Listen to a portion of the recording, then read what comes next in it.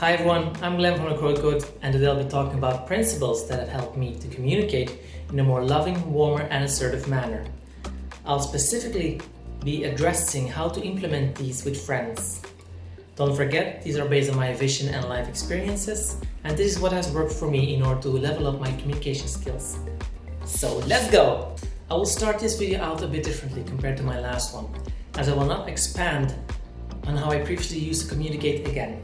You can always check back on my previous video if you want to know more about this.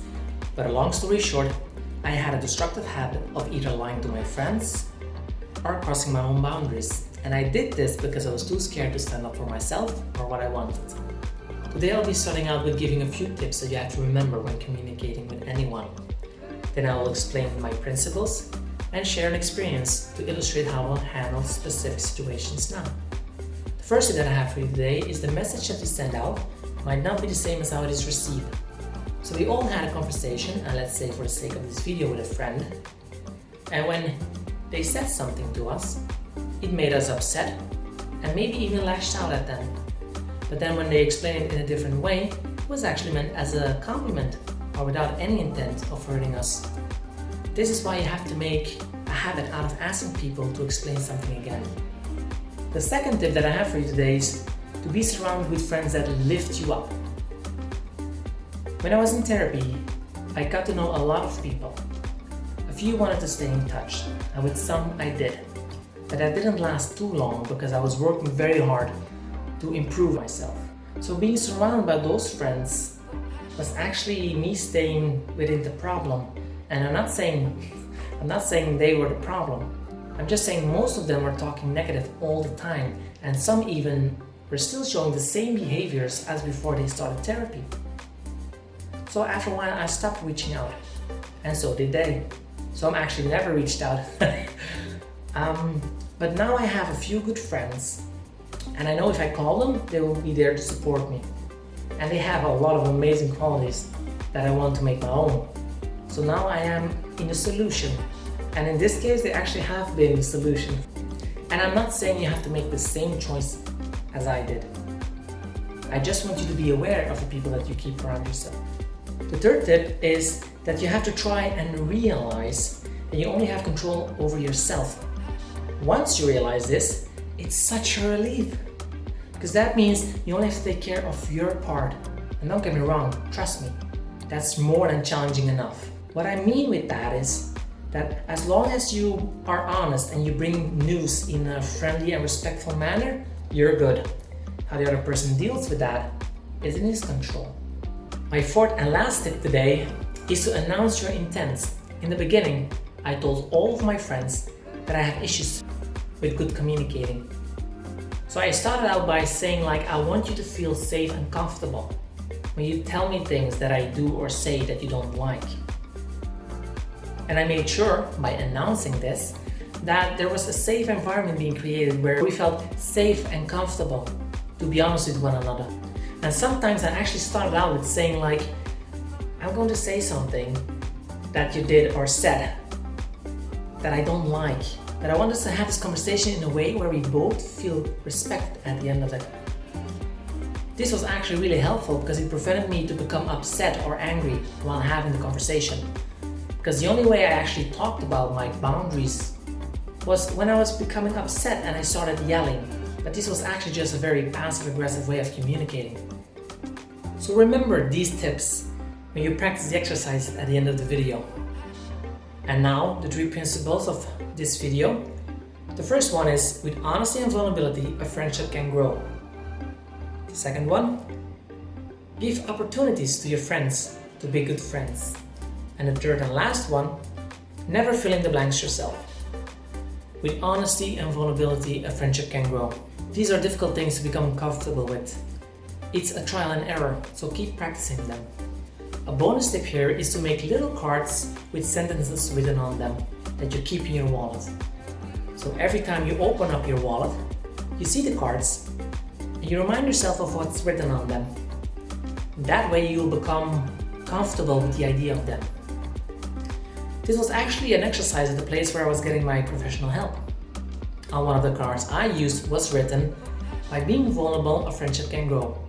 even if it sometimes feels uncomfortable. Another great one is if I give my opinion and he or she becomes angry because of it, that doesn't mean I did a bad thing. One of my most recent experiences with being honest and vulnerable was with my best friend.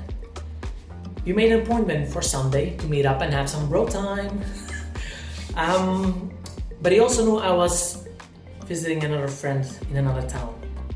So I was back at 10 o'clock in the morning and I was waiting 1 o'clock, 2 o'clock, 3 o'clock, and at 4 o'clock I sent him a text message asking if he was still coming over. Whereas he replied, "Bro, I thought you were still in the other town with your other friend. Why didn't you let me know that you were back?" Whereas I replied to like, "We made an appointment. I expect you to know that if you make an appointment, I will be here." And then I was getting annoyed with the conversation, going back and forward. So at some point I put my phone down. I decided to go sit on the couch and ask myself questions. The biggest question was, why am I actually feeling so frustrated right now? And I discovered I was just being frustrated because I was looking forward to spending some time with my best friend. So I picked up my phone and I started texting him again, but this time I said, "Bro, I'm sorry I was getting annoyed with the text exchange. I'm just frustrated because I was looking forward to spending some time with you, because you know that always makes me happy. And next time I'll make sure I'll send you a text message saying when I'm on the train back." When he received this, he felt respected, he was happy. And then he said like, "Yeah bro, I'm sorry as well. Next time I'll ask you if you're already back or not." So by being honest and vulnerable with my friend, putting myself out there, we communicated about this. But now we made like a new appointment, and when he actually came over, I decided to have a small chat. Because it's always important to, have those conversations when you see one another. The second principle is actually a fun one. Give opportunities to your friends to be good friends. I know a lot of people that are always there for their friends, for example, when they are having a bad day.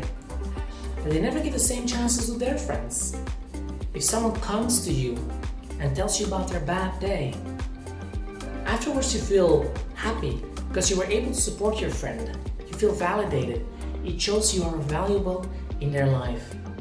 And yet a lot of people don't give their friends the same courtesy. So next time when you had a bad day, tell one or a few friends and let them feel happy. Let them feel like they supported you and feel validated. It's also a great way to see how much time and effort they make for you and the support that they are giving you. If it's any good, if it's not, well, you can communicate about that. The third principle is to never fill in the blanks yourself. This one is fairly simple, but it's very difficult to master.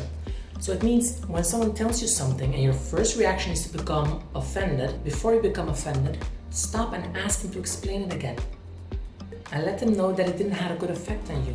It's okay to say this to people, especially compared to lashing out from the start. By doing this, you are in control of your emotions, instead of your emotions being in control of you. And this way, you are being responsible for your actions and emotions.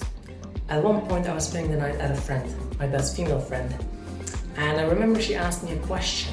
I don't remember what she asked, but I do remember that she wanted me to explain something that I had said earlier that day that made her upset. So I took the time, I explained it, and she understood it better. It was late, I was tired, so I didn't go too deeply into it. But the next morning, I brought it up again. Why, you might ask? Well, I recognized that what she did, ask me that question, was actually a brave thing, because she isn't used to asking questions like that.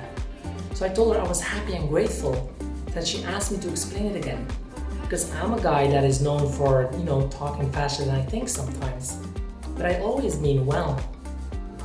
I also think it helped that a few weeks earlier I explained to her what kind of communication I would like to have with my friends. So maybe this is what helped her to make that little step. And right now she's doing amazing.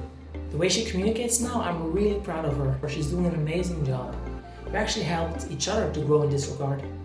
We have reached the end of the video. So it's time for some exercises. The first one is actually a combination. So say to a friend something that has been bothering you this past couple of days.